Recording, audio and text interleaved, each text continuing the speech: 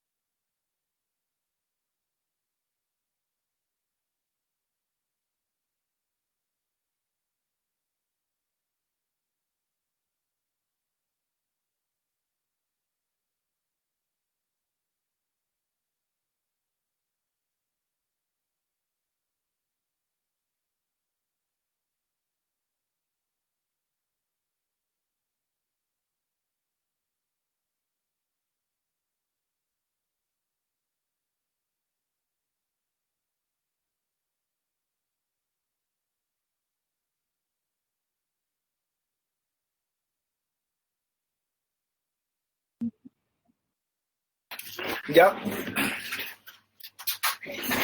Entonces comencemos con esta clase. ¿Tienen dudas de la clase anterior? ¿O la dejamos para el seminario? Para el seminario, entonces. Entonces las vitaminas, alumnos, siempre han sido elementos de uso terapéutico como coadyuvante a terapias. En pocas ocasiones se observa que el uso de vitaminas sea una terapia primera línea, salvo ciertas excepciones, como les he comentado.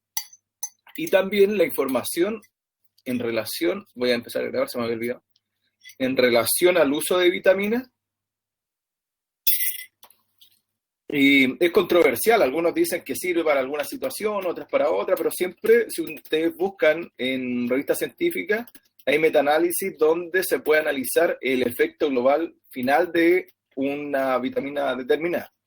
Y además también hay que indicar que las vitaminas que uno consume, nuestro hígado es capaz de almacenarlas y almacena hasta cierta cantidad.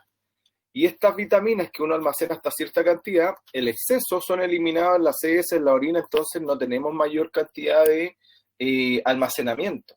Y no todos los pacientes necesitan consumir vitaminas porque, por lo mismo que les indicaba, existe este almacenamiento a nivel hepático. Y cuando el paciente tiene una malnutrición, ahí recién, o tiene una falla hepática también, o es alcohólico en algunos casos, o toma medicamentos que dificulta la absorción de ciertas vitaminas, ahí recién se indica la suplementación. O pacientes desnutridos, también adultos mayores, etc. Entonces, cuando hablamos de vitaminas, también es correspondiente indicar el uso final de estas vitaminas. Por ejemplo, a nivel bioquímico. Las vitaminas son coenzimas y por lo mismo la dosis que se ocupan son menores. Las dosis que se ocupan son mucho menores a las que habitualmente uno consume. Porque, como les indiqué, son coenzimas, entonces son la cantidad de vitaminas que necesita para tener una respuesta terapéutica y para tener este efecto a nivel enzimático y una estimulación enzimática o una mejor respuesta enzimática, son concentraciones bien bajas. Pero la falta de vitaminas finalmente genera complicaciones que son relevantes clínicamente. Entonces las estructuras químicas de estas vitaminas orgánicas son diversas también y muchas de ellas no son capaces de ser sintetizadas, o sea, no son, excepto la vitamina D que se activa a nivel orgánico producto de la exposición a luz ultravioleta, pero el resto no son capaces de sintetizarlas, por eso son definidas como coenzimas y deben ser administradas en forma exógena.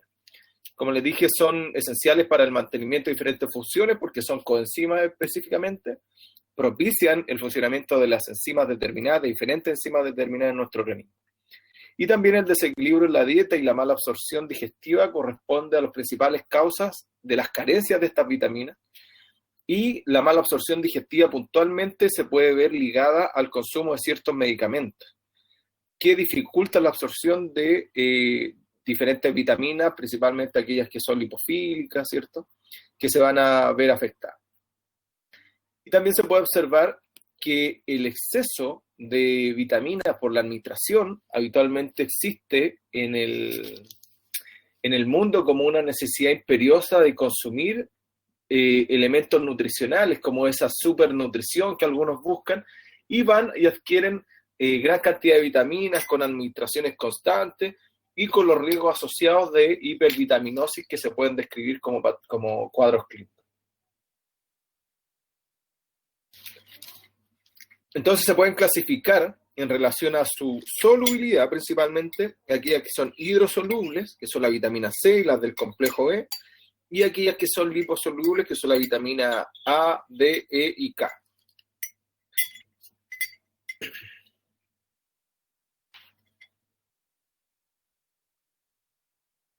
Entonces los mecanismos de defensa moleculares requieren de diferentes elementos que son estas vitaminas, que son elementos protectores, y estos mecanismos moleculares van a ocupar, como ya les comenté, estas vitaminas como estimuladores de la respuesta enzimática, y en ese caso tenemos, por ejemplo, a nivel citoplasmático, el uso de glutatión como antioxidante, el zinc estimulante de la respuesta antioxidante inmunológica y también la vitamina C estimulante y junto con el selenio estimulante de la respuesta inmunológica, enzimática, de la respiración celular principalmente. A nivel plasmático tenemos los carotenoides, los tocoferoles que son derivados de vitamina E, de vitamina A también, que actúan en diferentes partes de nuestro organismo y específicamente en diferentes enzimas de nuestro organismo, propiciando diferentes mecanismos de metabólicos celulares. Entonces, cuando nos referimos a las vitaminas liposolubles, nos tenemos que referir primero a la vitamina C, y que esta vitamina C es bastante conocida en el mundo y bastante utilizada. Es un potente antioxidante, se sintetiza a partir de glucosa, finalmente produciendo ácido ascórbico, y esta reacción, esta vitamina C actúa principalmente en reacciones de óxido-reducción y que estimulan las principales actividades fisiológicas. Son abundantes en diferentes frutas, verduras, ¿cierto? Este tipo de frutas, naranjas, kiwis, limones, etcétera. Y su almacenamiento principalmente se produce a nivel hepático y renal. ¿Qué funciones tiene? Principalmente interfiere en la síntesis de colágeno, que el colágeno va a ser estructural para nuestro organismo. Interfiere también en la reducción de los citocromos A y C de la cadena respiratoria, actúa sobre la cadena respiratoria mitocondrial, actúa también en la conversión de ácido fólico a ácido folínico, y eso va a actuar en los metabolitos microsomales de fármacos y la conversión de dopamina a noradrenalina, y también se escribe con una actividad quelante de iones metálicos y como generador o agente neutralizante de radicales libres. Entonces evita los procesos oxidativos que se puedan producir en nuestro organismo, y también al quelar metales pesados, los cuales no se eliminan en forma fisiológica, evita entonces su acumulación en nuestro organismo, que sea una acumulación tóxica. ¿Qué pasa con el déficit de vitamina C? Se produce principalmente la patología de escorbuto, y esta se caracteriza por un defectos en la síntesis de colágeno, generando ausencia de la cicatrización de herida y defectos en la formación de dientes, aparición de petequias, equimosis, etc. Y principalmente se da en individuos que son carentes de una alimentación equilibrada, y finalmente va a tener este déficit de colágeno. También antiguamente se indicaba que los marinos, que personas que pasaban gran cantidad de tiempo en alta mar, generaban esta patología del escorbuto. También se indica que las dosis muy altas pueden irritar el tubo digestivo, el epitelio urinario también por acidificación de la orina, y las megadosis pueden causar hemólisis en enfermos deficitarios de glucosa 6-fosfato. También, esto es cierto de las megadosis de vitamina C, se ha visto un par de pacientes últimamente que me han llegado estos casos de pacientes que sus cuidadores, madres o padres, le han dado vitamina C a niños, y eso ha generado finalmente la producción de úlceras gástricas o gastritis por la irritación de este ácido ascórbico en la mucosa digestiva. Las aplicaciones más comunes es la administración diaria de 50 a 100 miligramos para prevenir el escorbuto, la administración de 1 a 2 gramos durante meses para reducir la gravedad de los síntomas del resfrío de naturaleza vírica. Esto también es relativo y está en controversia. También se ha demostrado que acelera la cicatrización de úlceras por decúbito, pero se recomienda la prevención. También hay estudios que indican que estimula no solamente la cicatrización de ese tipo de úlceras, sino cualquier tipo de cicatrización, ya que actúa sobre la generación del colágeno. Y también se prescribe para profilaxis de aftas dentales también. Cuando tenemos afta a nivel dental, se indica la administración, o cualquier herida a nivel dental, se puede indicar la administración de vitamina C masticable para evitar entonces que se produzca estas heridas a nivel bucal.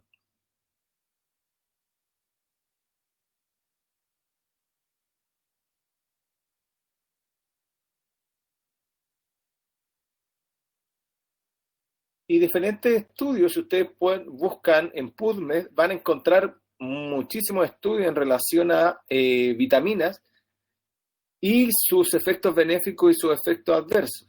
Y aquí tenemos un review de la vitamina C y la salud cardiovascular, en donde se encontraron, según diferentes estudios, en la tabla número 2, y en diferentes dosis de, por ejemplo, 500 miligramos de vitamina C al día, seguido por una revisión de las respuestas clínicas por años, vemos que, por ejemplo, en la salud cardiovascular de mujeres, no tienen efecto, según este estudio, sobre infarto, stroke, revascularización coronaria, pero sí existen algunos estudios en donde indica, por ejemplo, el que está acá abajo, el WAVE, en mujeres posmenopáusicas sobre los 65 años, el uso de vitamina C de 1 gramo y vitamina E por 2,8 años, se produjo un aumento en todas las causas de mortalidad en los grupos que tomaron antioxidantes. Entonces, por eso yo les indiqué inicialmente que los efectos de las vitaminas son paradójicos y hay datos que indican que sí son beneficiosos y otros que no. Si vemos acá la tabla número 2 de este mismo estudio, tras analizar el metaanálisis sobre marcadores cardiovasculares y el uso de vitamina C, solamente se observa en este estudio de función endotelial y en este estudio acá abajo, en donde se produce un mejoramiento significativo en la función endotelial de estos marcadores con dosis de 500 a 200 miligramos de vitamina C. Entonces, si ustedes buscan, también hay datos sobre los resfríos, que en ese caso es contradictorio y en realidad no se indica, no existe comprobación clínica que el uso de vitamina C en cualquier tipo de patología respiratoria viral tenga un beneficio. Hay un par de estudios que indican que acorta la cantidad de síntomas, pero en generalidad no existe una condición y una información específica de que tenga beneficios importantes. Después tenemos las vitaminas del complejo B, que en estas vitaminas del complejo B tenemos una variada cantidad de vitaminas, B1, B6, B5, B2, B12. Y esta cantidad de vitaminas tiene una connotación a nivel mundial importante porque siempre se ha descrito y siempre hay en el ideario popular que la neurobionta o las vitaminas del complejo B mejoran los lumbagos, mejoran la funcionalidad del sistema inmunológico y se observa habitualmente a los pacientes adultos mayores que buscan administrarse complejo B para resistir mejor el invierno, cuando están decaídos, cuando tienen enfermedades neuromusculares también. Y específicamente eso se valía en que las vitaminas del complejo B son coenzimas de una importante cantidad de enzimas del sistema nervioso central, pero no específicamente no lo validaría su uso solo por esa razón, sino que en pacientes que están desnutridos, que tienen enfermedad hepática, que tienen alcoholismo también, o que toman medicamentos que dificultan la absorción de las vitaminas del complejo B. Entonces, como mecanismo, interfieren como coenzima en el metabolismo de los glúcidos, también actúa sobre el impulso nervioso que libera tiamina, por lo que se cree que estaría implicada en la modulación del impulso nervioso. También se encuentra en forma abundante en levadura de cerveza, hígado de cerdo, granos, semillas, cereales, legumbres, frutos secos, etc. Y las funciones biológicas sería cuando existe un déficit, podría provocar una enfermedad llamada beriberi, que corresponde a neuropatía con posible manifestación de insuficiencia cardíaca. En zona tiazolidínica de la tiamina se ocupa como fármaco, ya que tiene propiedades hipnóticas, ansiolíticas, antipilépticas, utilizándose también en tratamiento de la deshabituación alcohólica. Incluso la tiamina se le administra al paciente en la unidad de urgencia cuando llega con un alcoholismo exacerbado, cuando llega con una intoxicación alcohólica, se le administra tiamina también. Y la dosis diaria recomendada es 0,1 a 1 miligramos por cada 1000 calorías y suele administrarse en conjunto con B6 y B12, la vitamina B1. Y esta es la que se conoce claramente como la neurobionta, que es el nombre comercial. Habitualmente se prescribe la tiamina en neuropatía, siendo que no existe déficit de esta vitamina y tiene síntomas similares a los que provoca el déficit, pero su efecto es inútil, como ya se ha descrito, y no hay mucha validación de que tengan beneficios importantes los pacientes. Profe, Dígame. en la anterior, en la tiamina, cuando se usa para la encefalopatía hepática, ¿cómo se usa? ¿En cuántas dosis o cuánto tiempo? Y lo mismo con los alcohólicos. ¿Cómo se indica eso? El uso de tiamina inyectable habitualmente se ocupa, o oral. Las dosis son de 10 miligramos el inyectable, 10 miligramos por cuando el paciente llega a la urgencia. Y ahí se va a administrar, como son vitaminas que son almacenadas y que después de pasar una concentración específica deja de almacenarse, se va a administrar por el periodo que el paciente está en la urgencia o en la intoxicación alcohólica. Y después se puede ocupar una dosis usual de hasta 30 miligramos por una cantidad específica de tiempo, un mes, más que eso no, porque nuestro hígado puede almacenar tiamina. Y cuando hay una deficiencia mayor se puede administrar concentraciones mayores, porque no pueden sobrepasar los 200 miligramos de tiamina. Pero habitualmente, dígame. ¿Esos miligramos son así como estándar o algo por kilo? No, nunca lo he visto que sea por kilo. ¿No? Ya. Siempre lo he visto como una dosis estándar. Incluso se recomienda la administración.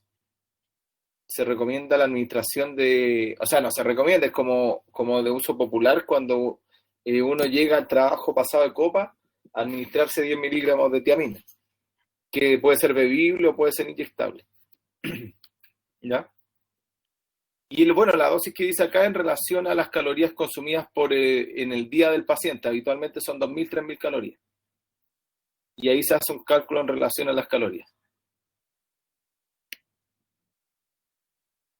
Después viene la vitamina B2, que es la riboflavina, que se presenta en diferentes formas.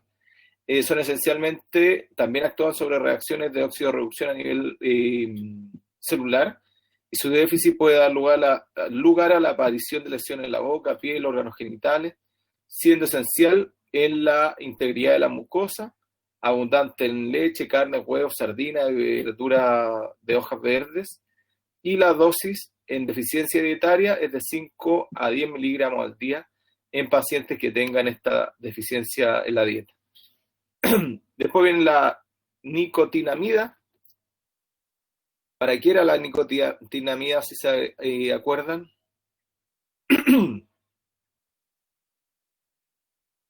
Para reacciones de oxidorreducción en el ciclo de Krebs, si no me equivoco, la glucólisis.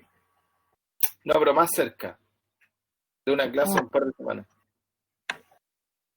O sea, efectivamente actúa sobre el óxido de reducción en la respiración celular.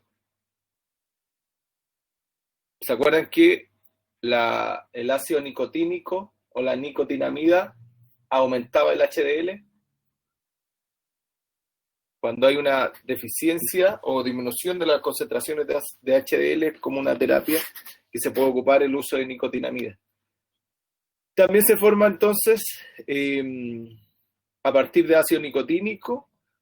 Su forma activa son la NMDA o NADP, que son antioxidantes, ¿cierto? Cofactores de enzima de oxidorreducción a nivel de la respiración celular, interfieren en el metabolismo de glúcido, ácido y proteína. Su déficit puede ocasionar aparición de pelagra, que cursa con erupción eritematosa, alteraciones digestivas y nerviosas. Y igual que el resto de las vitaminas, abundantes en los diferentes tipos de carnes, en diferentes tipos de leguminosas. Y también alimentos ricos en triptofano son buenas fuentes de vitamina B6. Y el garbanzo, por ejemplo, es una buena fuente de vitamina B3 y también de triptofano. Y también las cantidades mínimas de nicotinamida que se recomiendan son 6,6 miligramos por 1.000 calorías. Y cuando el paciente presenta pelagra, se administran 50 miligramos por 10 veces al día o 24 miligramos intravenosos 2 veces al día. Todo con la finalidad de restablecer el déficit de esta vitamina. Después tenemos la vitamina B5, el ácido pantoténico. Forma parte de la coenzima A, un antioxidante fuerte, participa en el proceso oxidativo de hidratos de carbono, la gluconeogénesis, la síntesis de ácidos grasos, en la producción de hormonas esteroidales, colesterol y porfirinas.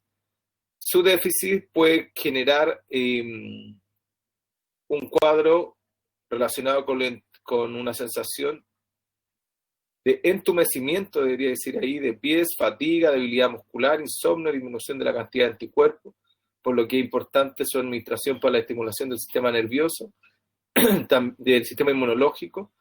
También se utiliza cuando hay pérdida de cabello, fragilidad de uñas también, de sequedad o dificultad en la piel, de manos y cara, etc. Y es abundante entonces en levadura, hígado, cerebro, riñones, en la palta también. Y las necesidades diarias fluctúan entre 4 y 7 miligramos por día en los pacientes adultos. Después, la vitamina B6, la piridoxina, también es una coenzima de los metabolitos de aminoácidos. Existe también la piridoxina, existen fármacos que alteran la absorción de piridoxina, y en esos estaría la isoniazida, la penicilamida, la hidralazina, los estrógenos, el omeprazol también. No debe administrarse tampoco con levodopa, que es un antiparkinsoniano, y su déficit puede presentar predominantemente con anemia hipocrómica, pérdida de peso, hiperirritabilidad, convulsiones en niños, depresión, confusiones y diversas alteraciones de la piel. La dosis diaria recomendada es de 2 a 3 miligramos al día y hasta un tope de 50 miligramos en pacientes con un déficit importante. Y también se prescribe en cuadros neurológicos, así también como se ocupa, y está incluso hay un medicamento disponible que en base a piridoximina, que se ocupa principalmente en la hiperemesis del embarazo. Pero su utilidad clínica y el efecto final es contradictorio y no siempre va a ser una herramienta útil en hiperemesis del embarazo. Pero hay un fármaco que presenta esta terapia. Después viene la biotina, también bien conocida, actúa como coenzima en reacciones de transferencia de dióxido de carbono. En diferentes enzimas, su déficit produce alteraciones de desescamación de la piel, de la mucosa, también aparece lexitud, somnolencia, dolores musculares, etc. También la carencia está relacionada al consumo de huevo crudo por contener clara y proteínas que antagonizan la biotina en la clara. Y es abundante nuevamente en carnes, en leguminosa, en yema de huevo, en semilla, en granos de arroz, etc. Las dosis recomendadas de 100 a 200 microgramos al día. Y su uso habitualmente es en dermatología, en diferentes tipos de dermatitis, en dermatitis seborreica principalmente, en dosis de 4 a 5 miligramos al día. La vitamina B9, y es el ácido fólico, que es bastante utilizado principalmente en embarazo, en anemias, es activo como ácido folínico o tetrahidrofolato, participa en la maduración de hematíes y la síntesis de ácidos nucleicos, claramente. El ser humano tiene que administrar en forma exógena estos folatos, y es por lo mismo que en el embarazo se indica como un fármaco o una vitamina de primera línea en el primer trimestre del embarazo, ya que tiene efectos sobre evitar la generación de anemia y también efectos sobre la maduración de ciertas zonas orgánicas del individuo, del feto.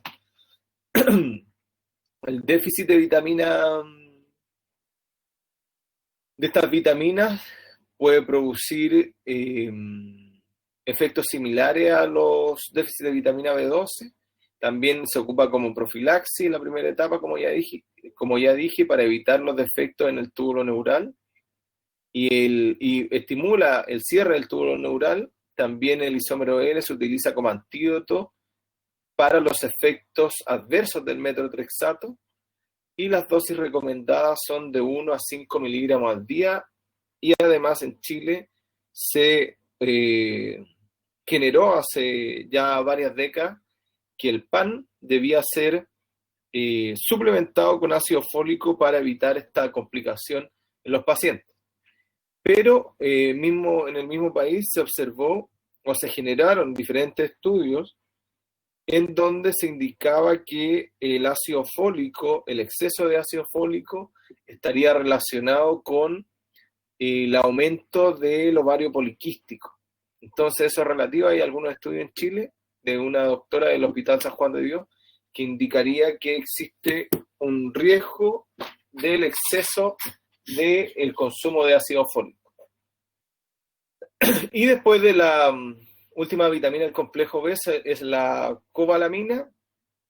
También es indispensable para la generación de material genético, interfiere en la maduración de matriz y facilita la función neurológica por estar implicada en los recambios lipídicos de las vainas de mielina, y su déficit puede causar anemia perniciosa y se administra habitualmente en conjunto con B1 y B6 y también en dosis exacerbada de cobalamina cuando hay intoxicaciones por cianuro. Y algunas de las formas activas que ya habíamos comentado y los roles principales de estas vitaminas del complejo B, en donde tenemos todas las vitaminas del complejo B y cuáles son sus roles principales: generación de material genético, síntesis de ácidos grasos como la biotina, transferencia de aminoácidos como la piridoximina, etcétera, y los metabolitos de hidratos de carbono, etcétera.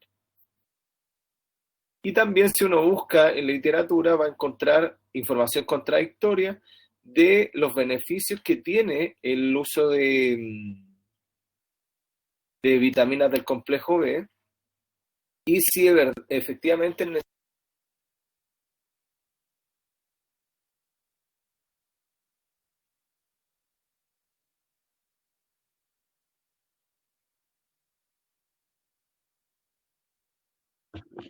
¿Doctor, se le cortó? O sea, solo a mí.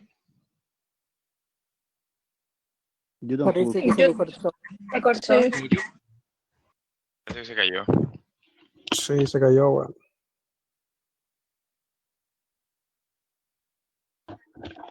Jefe.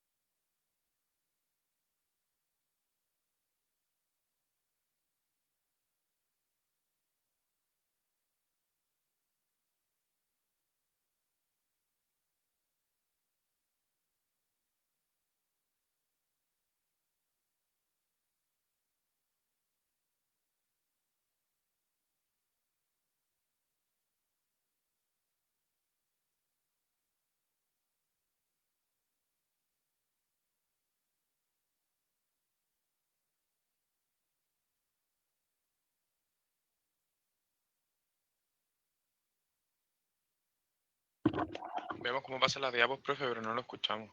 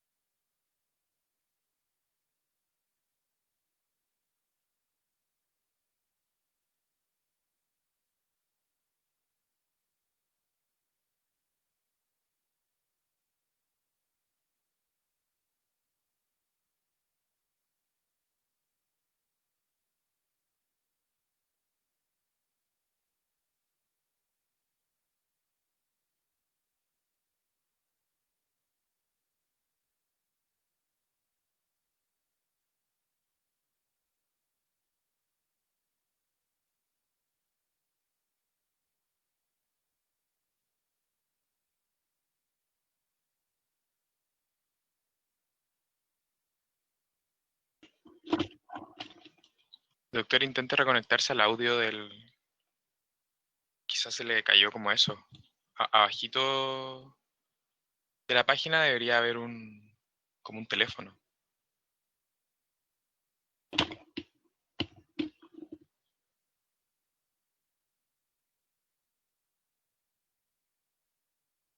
Entonces quizás se pudo haber dañado su micrófono o...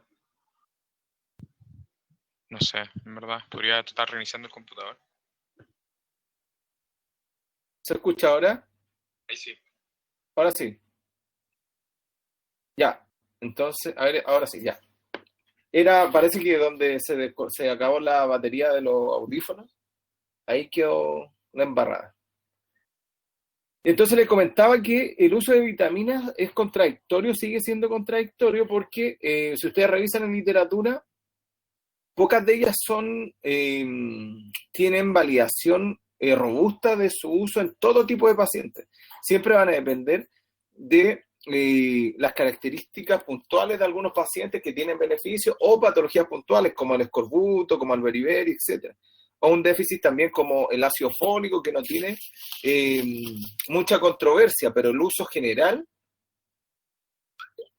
para patologías globales es lo controvertido. Y buscando, encontré este metaanálisis también de suplementos del complejo B y lo que habitualmente se cree que estimulan la función del sistema nervioso y tienen efectos sobre síntomas depresivos y sobre el estrés.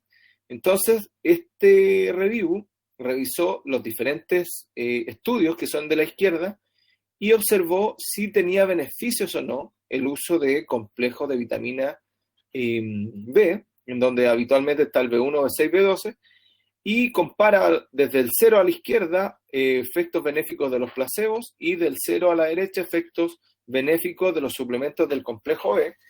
Y hay estudios que no encontraron ningún beneficio y otros, como el Gosney, el autor Gosney y ayudantes, donde encontró mayor cantidad de beneficio. Entonces, en el global se observa que el uso de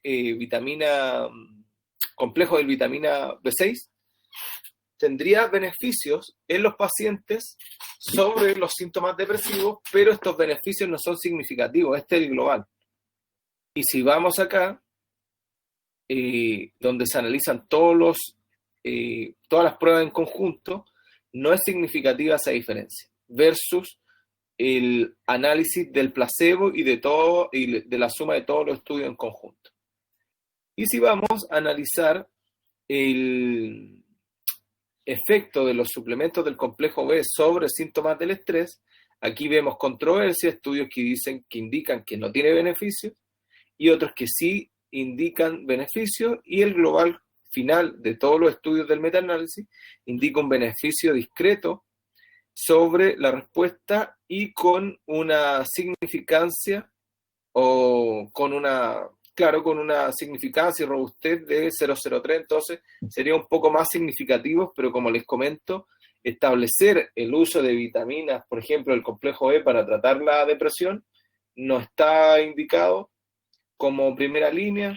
El uso de vitamina C para tratar síntomas respiratorios tampoco está indicado como primera línea, sino que siempre las vitaminas van a ser coadyuvantes de tratamientos farmacológicos más específicos y más puntuales. Y como les dije, las vitaminas, como actúan a bajas concentraciones, basta con administraciones por cortos periodos de tiempo para tener una respuesta clínica favorable. Y con unas concentraciones que no son megadosis ni sobre administración. Entonces esas eran las hidrosolubles y las liposolubles. Primero tenemos la vitamina A, el retinol, que se ingiere como betacaroteno principalmente y se transforma a nivel intestinal a retinol. Consta también de receptores específicos a nivel celular porque tienen una interacción y una función en procesos inflamatorios, proliferación y diferenciación celular, y por lo mismo que la vitamina disculpen, el retinol está contraindicado en mujeres embarazadas porque tiene efectos sobre la proliferación y diferenciación celular.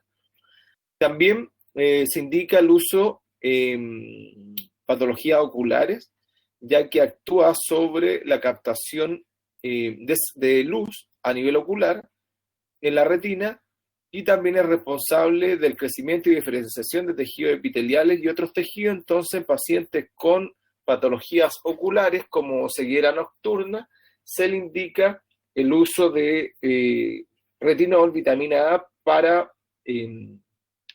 generar protección y evitar las complicaciones por la falta de esta vitamina.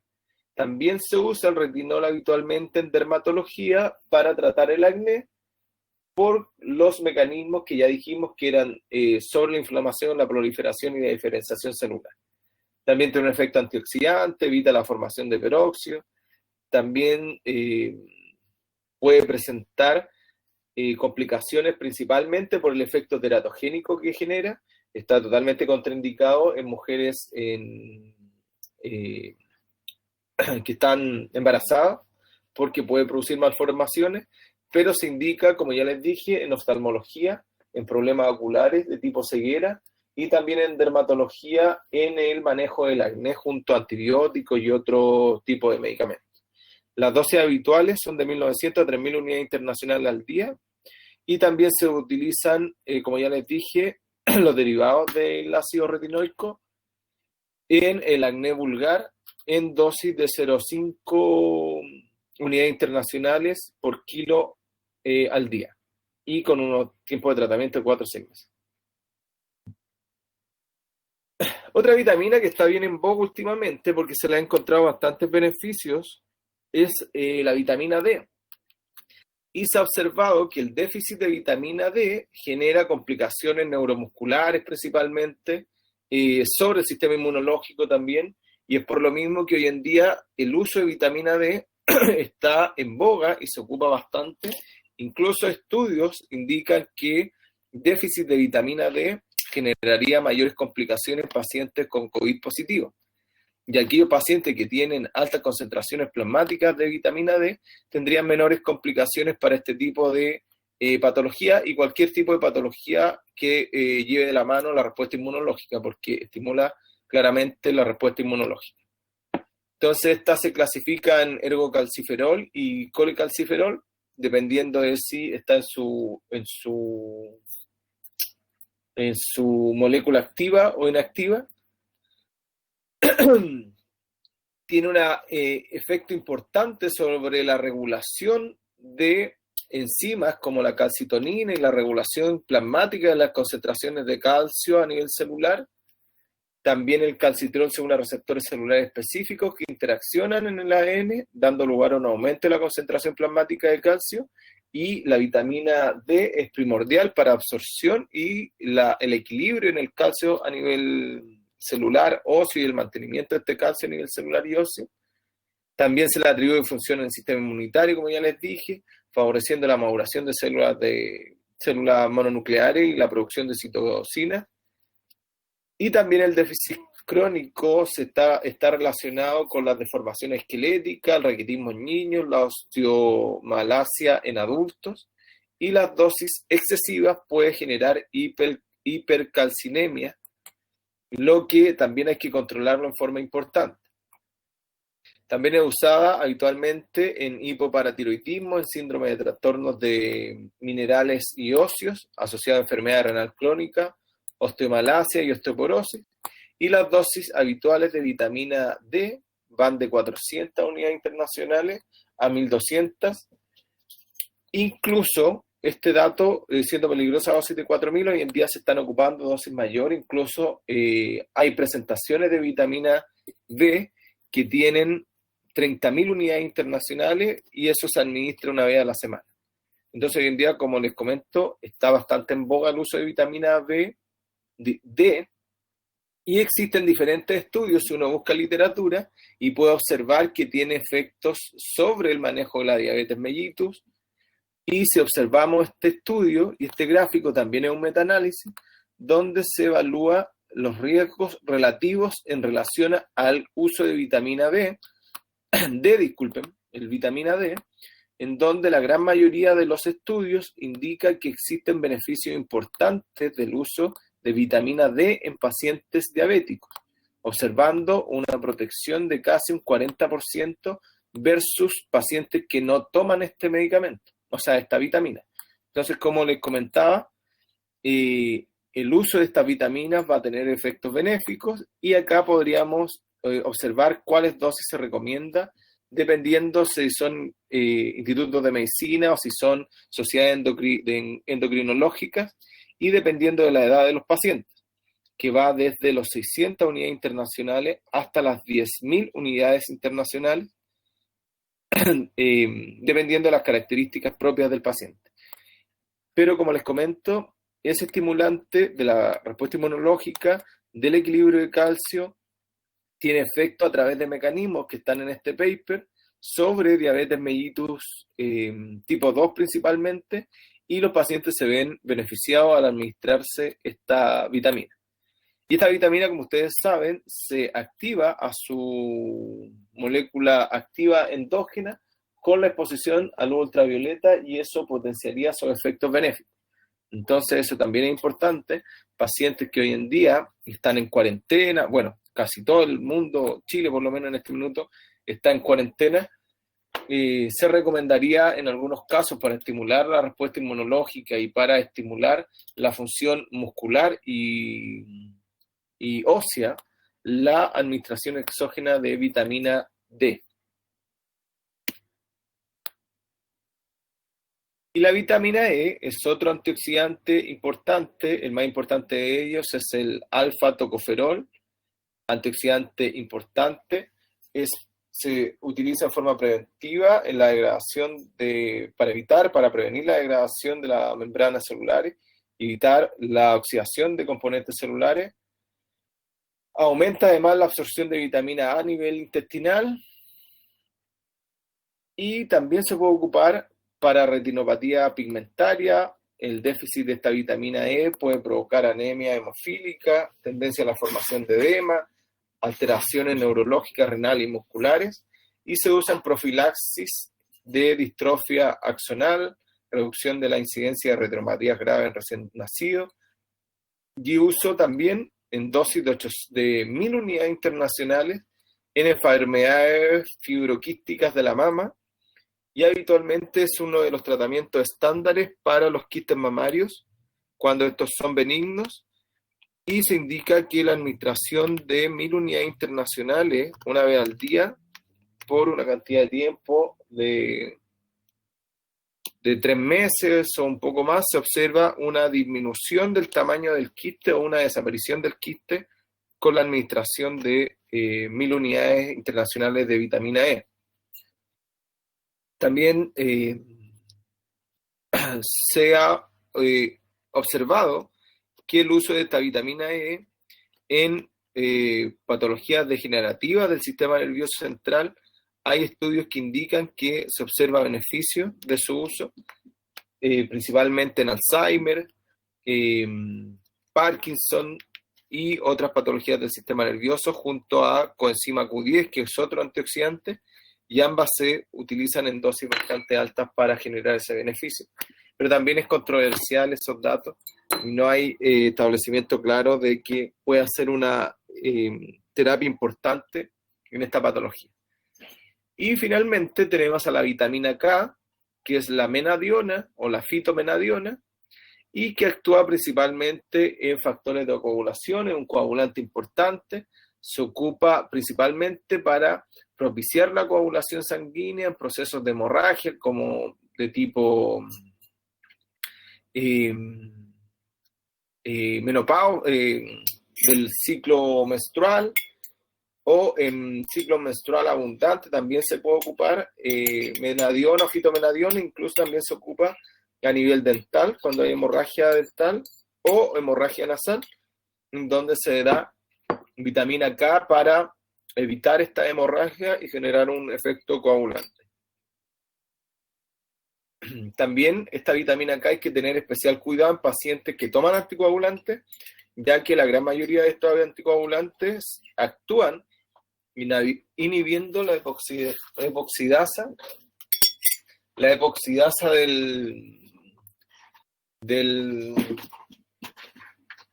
que tiene que ver con la coagulación y con el ciclo de coagulación.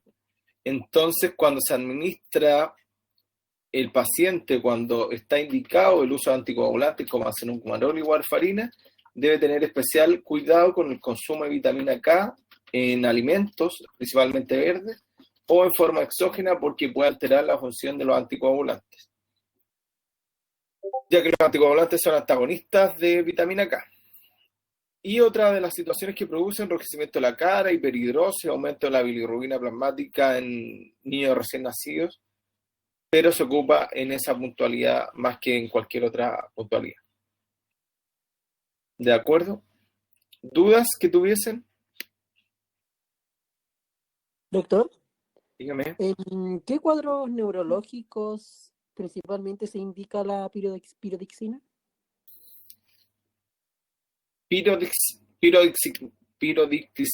Pirodixina. Es que, como le comenté, el uso de estas vitaminas no tiene una validación científica específica. Se sabe que como actúan como coenzimas, enzimas a nivel del sistema nervioso central, se indicaría que todas las vitaminas del complejo B tendrían un efecto sobre los síntomas depresivos, la ansiedad, el estrés, etc. Entonces, en esas situaciones se podría ocupar, pero no como monoterapia ni como terapia de primera línea. ¿Ya? Y como les mostré en uno de los metaanálisis, no es concluyente su efecto. ¿Ya? Profesor, Dígame. ¿desde qué momento en los análisis o metaanálisis se puede establecer que efectivamente una de estas vitaminas es efectiva para tratar una determinada enfermedad? ¿Hay un punto de corte o algo así? Porque multivitamínicos y vitaminas hay muchas, entonces para saber cuáles se usan, cuáles no. Mira, principalmente el uso de vitaminas, y siempre se ha visto que se indica en pacientes que tengan condiciones específicas. Por ejemplo, como les comenté, desnutrido, enfermedad hepática, cualquier tipo de enfermedad hepática, hepatitis alcohólica, vírica, etcétera, donde hay una baja almacenamiento de vitaminas, o en pacientes que tengan dificultad de absorción, por ejemplo, pacientes que son operados de bypass gástrico o de cirugía gástrica, también se le indica administración exógena de vitaminas porque estos pacientes tienen déficit. Pero un paciente que está bien nutrido, el uso de vitaminas solamente como complementar no tiene mucho sentido porque, como les comenté, el órgano hepático almacena una concentración de vitamina, esa concentración serviría por lo menos para 6 meses de almacenamiento y con un consumo deficitario de estas vitaminas, y recién ahí necesitaríamos administrarlo nuevamente. Pero en pacientes, por ejemplo, adultos mayores desnutridos que no tienen una buena alimentación, ahí corresponde una suplementación de vitaminas. Pero en pacientes que no tengan estas condiciones, no tendría mayor relevancia. Por ejemplo, la vitamina D, en pacientes con osteoporosis, con diabetes se ha observado que tiene beneficios, con enfermedades neuromusculares también se ha observado que tienen algunos beneficios. La vitamina A en el caso de pacientes con acné, como le había comentado, con enfermedades oculares, junto a la vitamina A y la vitamina D en enfermedades oculares, y la vitamina A en acné, como les comenté, las vitaminas del complejo E, el ácido fólico sería el principal que se ocupa, y la tiamina en caso de pacientes con intoxicación alcohólica. Pero como terapia de primera línea, una específica, básicamente lo que les comenté. Y hemorragia, vitamina K. ¿Ya?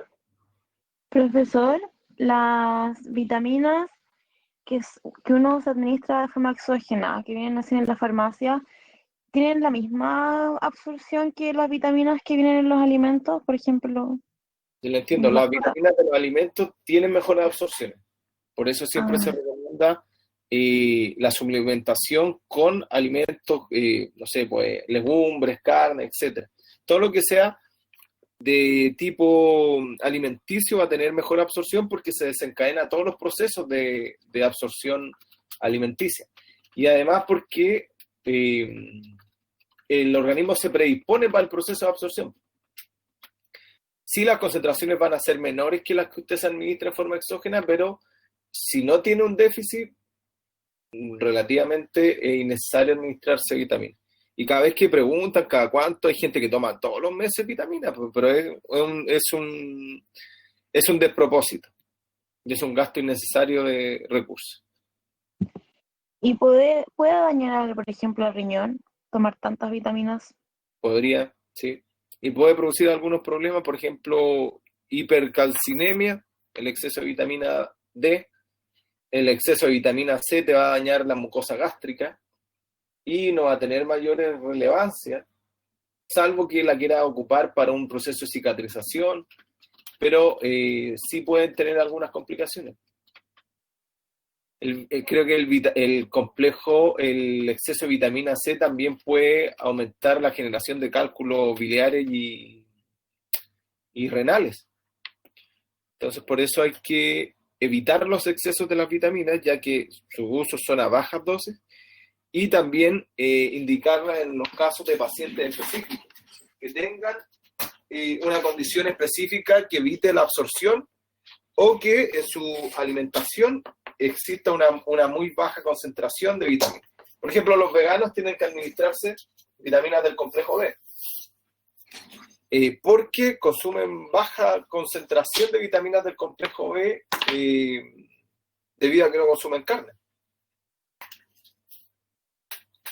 Pero son condiciones propias de los pacientes. O pacientes que, por ejemplo, como les comenté, cirugías gástricas, consumo constante de inhibidores de la bomba, de protones, también necesitan una administración exógena de vitamina B.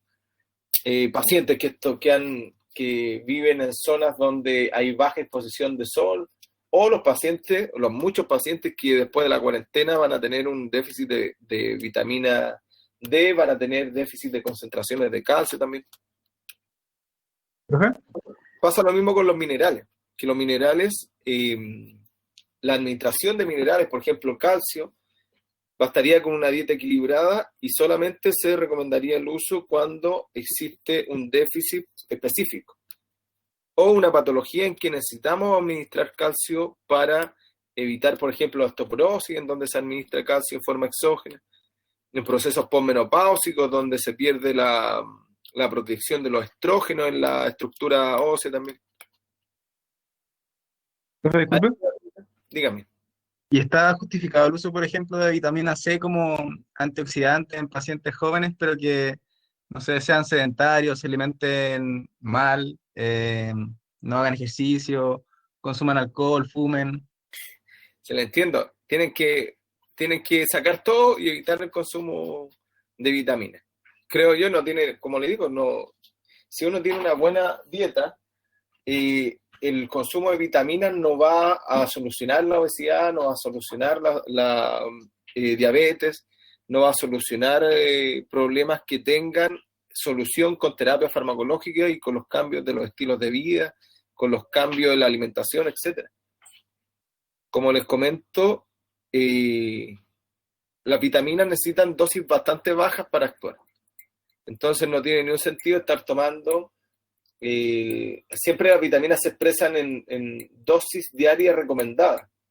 Y tomarme un comprimido de multivitamínico en donde estoy tomando el 200% de la dosis diaria recomendada no tiene ningún sentido. ¿Ya? ¿Por qué? Porque se va a eliminar. Y además porque me estoy alimentando. Sí, esa administración es, por ejemplo, posterior a un paciente que fue operado y que estuvo postrado por bastante tiempo. Ahí se recomienda suplementar, pero de lo contrario no se recomienda suplementar.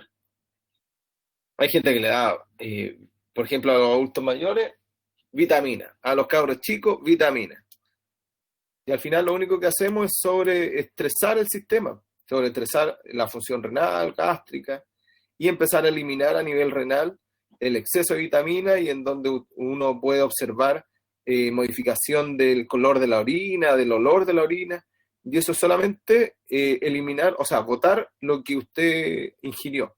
ya que el hígado no va a sobrealmacenar vitamina en su organismo. ¿Ya? ¿Alguna otra duda de vitaminas? ¿Aló? ¿Nadie? No, profe, por lo menos yo no. Yo, profe, Dígame. yo sabía algo sobre el tratamiento de la intoxicación por cumarínicos con la vitamina K, pero no me recuerdo bien. Había una que se puede inyectar endovenosa, otra que es intramuscular. Tipo, la fitomenadiona, ¿sí? Esa era, Pero con intoxicación por cumarínico. Espérenme un segundito. En este minuto, si era sobre intoxicación, tendría que buscar si es específicamente.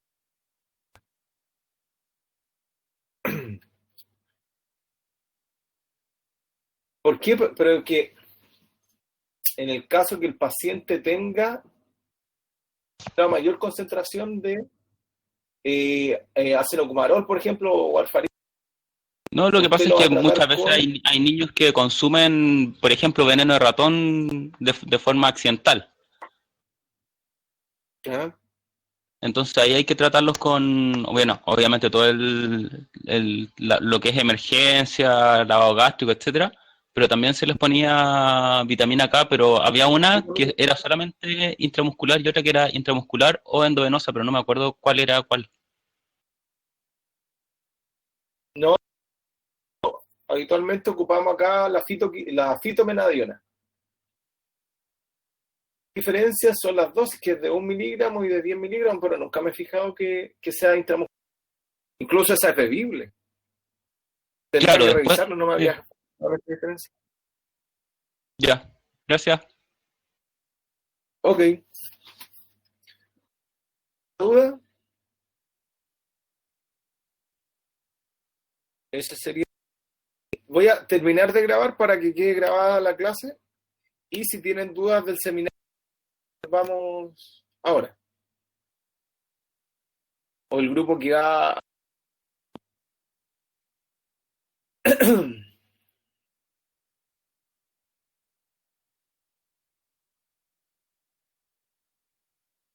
¿Lo tienen seminario?